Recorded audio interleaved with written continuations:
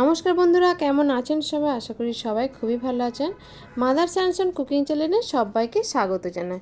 তো আজকে আবার একটা নতুন রেসিপি নিয়ে এসেছি, সেটা হলো চিকেন রেজালা।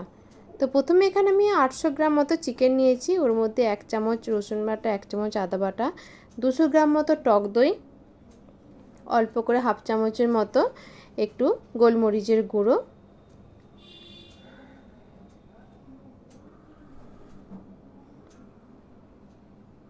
তারপরে আমি এর মধ্যে অল্প করে স্বাদ মতো একটু নুন দিলাম। পরে আমি যদি লাগে পরে আবার দেবো। তো তারপরে খুব ভালো করে আমাকে এখানে চিকেনটাকে ম্যারিনেট করে রাখতে হবে। যত ভালো ম্যারিনেট হবে তত কিন্তু রেজালার টেস্টি হবে আলাদা। তো দেখুন, ভালো করে হাত দিয়ে আমি ম্যারিনেট করে ফেলছি। খুব ভালো করে ধরে ধরে এটাকে ম্যারিনেট করতে হবে। এটা মিনিমাম ম্যারিনেট করে কমসে কম আধ ঘন্টার মতো রাখতেই হবে, নাহলে কিন্তু ভালো হবে না অতটা। তারপর এর মধ্যে আমি অল্প করে একটু সাদা তেল দিয়ে দিলাম। তারপরে আমি এর মধ্যে অল্প করে একটু কেশর দেবো। তারপর আবার একবার ভালো করে ম্যারিনেট করে নেব।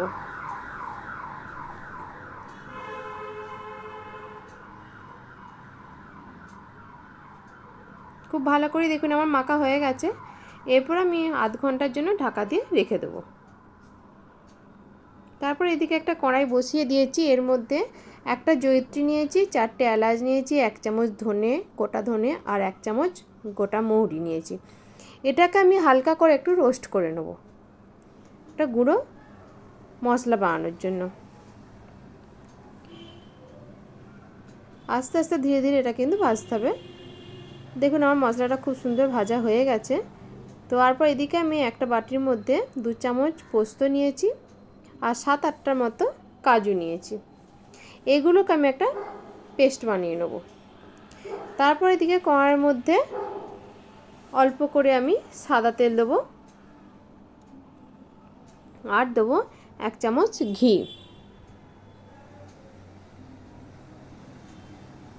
তারপর তেলটাকে খুব ভালো করে গরম করে নেব।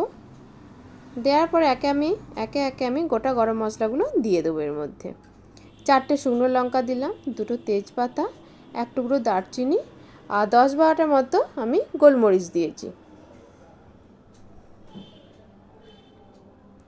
খুব ভালো করে মশলাটাকে হালকা করে একটু ভেজে নেব।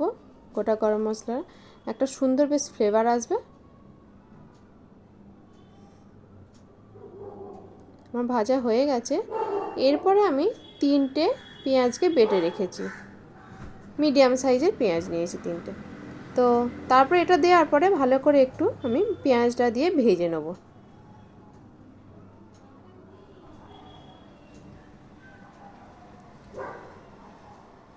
তারপর এর মধ্যে আমি আবার 1 চামচ রসুন বাটা আর 1 চামচ আদা বাটা দিয়ে আবার ভালো করে মশলাটাকে আমি কষাবো।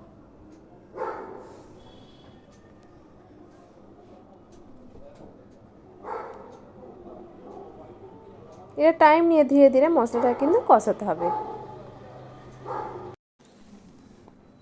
তো এদিকে আস্তে আস্তে আমি মশলাটাকে কষে নিচ্ছি।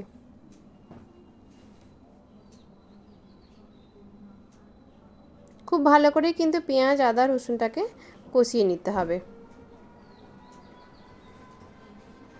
এই দেখুন কিছুক্ষণ পরে আমার প্রায় 5 থেকে 7 মিনিট পরে আমার খুব ভালো করেই কষানো হয়ে গেছে। তারপর আমি যে ম্যারিনেট করে চিকেনটা রেখেছিলাম ওটাকে মশলার মধ্যে দিয়ে দিলাম। খুব ভালো করে মশলার মধ্যে এটাকে নেড়ে চেড়ে নিলাম।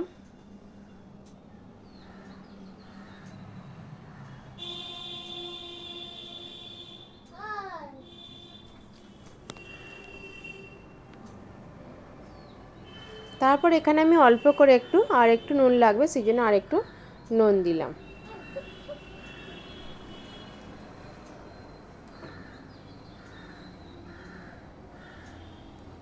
তারপর এটাকে ঢাকা দিয়ে আমি কিছুক্ষণ রেখে দেবো।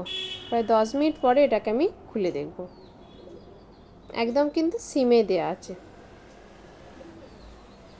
এই দেখুন 10 মিনিট পরে দেখলাম, দেখুন কতটা পরিমাণে জল বেরিয়ে গেছে। মাংসটা কিন্তু অনেকটা সেদ্ধ হয়ে গেছে। তো তারপরে যে ভাজা মশলাটা আমি গুঁড়িয়ে রেখেছি ওইটাকে দিয়ে দেবো। খুব ভালো করে একটু মিশিয়ে নিতে হবে। তারপরে এর মধ্যে আমি যে কাজু আর পোস্তটা বেটে রেখেছিলাম ওটা দিয়ে দেবো। খুব ভালো করে মিশিয়ে নিলাম। মিশিয়ে আবার আমি কিছুক্ষণ ঢেকে রাখবো।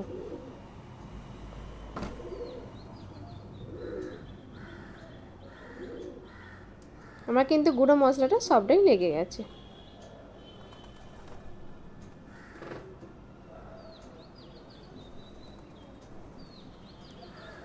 কিছুক্ষণ এটাকে এবারে ঢেকে দিতে হবে।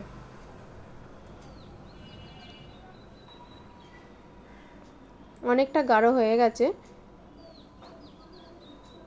তারপরে অল্প করে একটু টেস্টটা একটু আরেকটু বাড়ানোর জন্য অল্প করে আমি 1 চিপি মতন কেওড়া জল দিয়ে দিলাম। আমার চিকেন রেজালা প্রায় রেডি হয়ে গেছে। তো কেওড়া জল দিয়ে দেওয়ার পরে এটাকে আমি আরেকটু ঢেকে একদম সিমে রেখে দেবো, 1-2 মিনিটের মতো।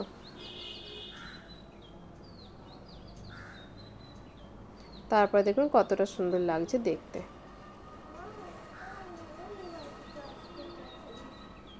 খেতেও কিন্তু অসাধারণ হয়েছিল এটা। আমার একদম রেডি হয়ে গেছে চিকেন রেজালা।